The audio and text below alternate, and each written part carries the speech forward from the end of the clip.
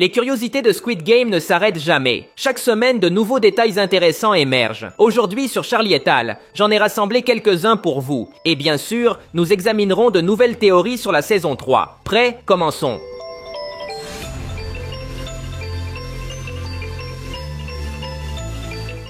Dans le jeu du pentathlon, il y a une scène où le joueur 120 gifle la chamane. La scène semble très réaliste, et c'est parce que la gifle était bien réelle.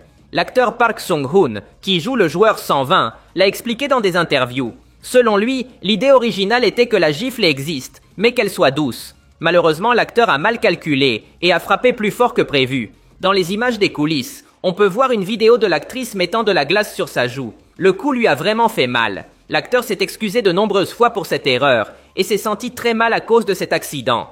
Récemment, une théorie a émergé, indiquant qui seront les derniers survivants des jeux. Tout repose sur cette affiche que je vous montre. La théorie affirme que ces trois personnages seront les finalistes. Gi-hoon, le joueur YouTuber, et la joueuse enceinte. Mais pourquoi seraient-ils les élus? Eh bien parce que dans la saison 1, Netflix a sorti une affiche identique à celle-ci. Et sur cette affiche, on pouvait voir Sang-woo et Sae-byok aux mêmes positions. Ils étaient finalistes avec Gi-hun. Et comme vous pouvez le voir, ils occupent les mêmes places que les joueurs sur l'affiche actuelle. En fait, il y a encore plus de connexions. Sur l'ancienne affiche, on voit le vieil Il-nam, à droite de Gi-hun. À ce moment-là, il était le méchant infiltré dans les jeux. Et sur la nouvelle affiche, le frontman est à droite, parce qu'il est le nouvel infiltré. Les similitudes sont évidentes. Si vous me demandez, cette théorie a du sens puisque l'on nous a dit, il y a un moment, que la joueuse enceinte serait très importante. Dans plusieurs scènes, on voit le frontman être amical avec elle, parce qu'elle lui rappelle sa femme décédée. De plus, dans la saison 2, il y a une scène où la chamane fait une prophétie à Gi-hoon.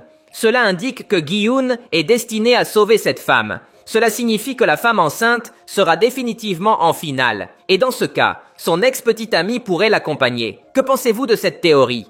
Pendant le jeu du pentathlon, la joueuse enceinte nous dit que lorsqu'elle a joué au Dakji avec le recruteur, elle a gagné plus de fois. Cela explique de nombreux détails.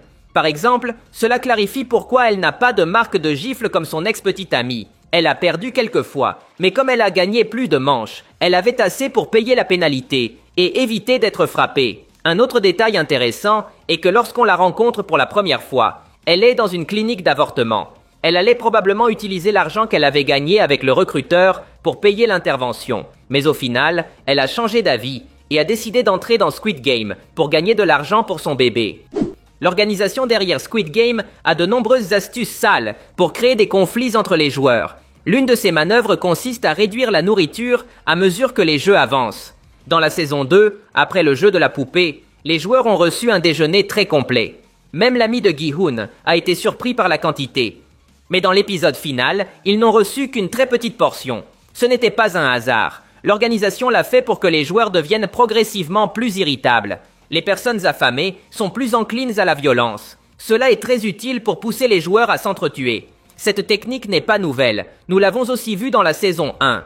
Dans le premier jeu, Gi-hun a reçu une grande quantité de nourriture. Mais plus tard, ils n'ont reçu qu'un œuf dur et un soda. Ce manque de nourriture a poussé le joueur 101 à voler de la nourriture aux autres joueurs, et même à en tuer un. Squid Game a de nombreuses astuces comme celle-ci, pour manipuler les joueurs et créer des conflits entre eux. Grâce aux vidéos des coulisses, nous savons que de nombreuses scènes ont été supprimées de la série.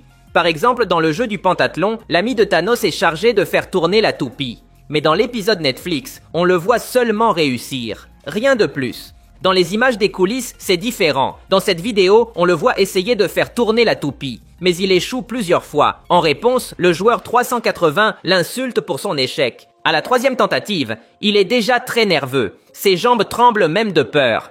Heureusement, il finit par réussir.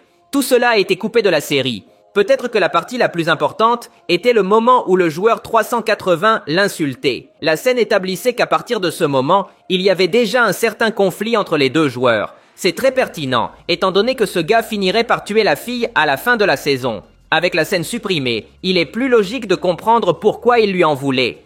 Gi-hoon est intervenu et a changé plusieurs détails dans les jeux actuels. Par exemple, dans la saison 1, le jeu de la poupée était extrêmement mortel. Seuls 201 joueurs ont survécu. Cependant, dans la saison 2, 365 personnes ont été sauvées, soit presque le double. Cela s'est produit grâce à l'aide de Gi-hoon à de nombreux joueurs. et peut-être que tout le monde aurait été sauvé s'il l'avait écouté dès le début. Le dortoir des joueurs présente des lits empilés les uns sur les autres. C'était une idée de la décoratrice de la série. Selon elle, son idée était que les lits donnent l'illusion de boîtes empilées dans un entrepôt. Cela visait à représenter que les joueurs ne sont pas des personnes. Ils sont des objets accumulés dans une pièce. Dans Squid Game, les gens n'ont aucune valeur. Ils sont comme des articles stockés dans un endroit. Ils n'ont pas de chambre privée et ne montrent pas de personnalité dans leur tenue. Tout le monde porte les mêmes vêtements et partage le même espace. Dans la scène post-générique, on nous montre quel sera le nouveau jeu de la saison 3. Nous avons tous déjà vu les poupées qui seront les protagonistes du jeu. Cependant, certains fans ont remarqué quelque chose d'intéressant. Au-dessus de la poupée, on peut voir une sorte de corde. Et au-dessus, il y a quelque chose qui ressemble à un projecteur. Selon certains fans, cela signifie que le jeu consistera à se déplacer, pendant que les lumières s'allument et s'éteignent. Ce serait similaire au premier jeu de la saison, mais dans ce cas, la poupée aura le contrôle de cette lumière sur sa tête. Lorsque la lumière est allumée, les joueurs doivent se déplacer pendant qu'elle les regarde. Mais tout changera lorsque la poupée éteindra les lumières. Là, les joueurs devront avancer dans l'obscurité, et la poupée masculine les observera, avec un système de vision nocturne. Cette idée n'est pas farfelue. Dans la saison 1, nous avons vu comment le frontman utilisait une caméra infrarouge pour voir les joueurs dans l'obscurité. La poupée masculine pourrait utiliser quelque chose de similaire. La série s'est beaucoup distinguée par l'utilisation de couleurs caractéristiques dans ses personnages. Ces couleurs ont une signification très profonde. Dans le cas des joueurs, ils portent du vert, car, pendant l'enfance du réalisateur, c'était une couleur très courante dans les écoles. Les enfants en Corée du Sud portaient du vert dans leurs uniformes. D'autre part, les gardes portent du rose, parce que c'est le contraire du vert. Si nous regardons une roue des couleurs, nous remarquerons que le rose est juste en face du vert. Cela signifie que les deux couleurs seront toujours clairement distinguables au premier coup d'œil.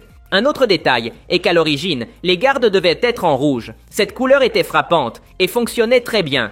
Mais la production a décidé de la changer, car elle voulait éviter toute confusion avec les personnages de Money Heist. Dans cette série, les voleurs portent des uniformes rouges, qui ressemblent à ceux de Squid Game. La production a changé la couleur en rose, afin que les gardes ne soient pas confondus avec les voleurs de cette série populaire. De cette manière, ils ont réussi à créer leur propre identité, et apparemment, cela a fonctionné. Les gardes roses sont devenus iconiques par eux-mêmes, sans être liés à une autre série. Le jeu du pentathlon consiste en un circuit de plusieurs épreuves, et les joueurs n'ont que 5 minutes pour le terminer entièrement. Selon le réalisateur de la série, Hwang Dong-hyuk, cette épreuve était initialement prévue pour durer 10 minutes par équipe. Mais au moment du tournage, il a été surpris de voir que la plupart des acteurs pouvaient compléter le circuit en 5 minutes. Grâce à ce détail, il a décidé de modifier le script afin que l'épreuve ne dure que 5 minutes. Et c'est ainsi que nous le voyons dans la série. C'est tout pour aujourd'hui. Si vous avez aimé la vidéo, cela m'aiderait beaucoup que vous laissiez un like. Ce serait légendaire. De plus, n'oubliez pas de vous abonner pour voir plus de vidéos comme celle-ci. Merci de m'avoir écouté. Je m'appelle Charlie et on se voit dans le futur.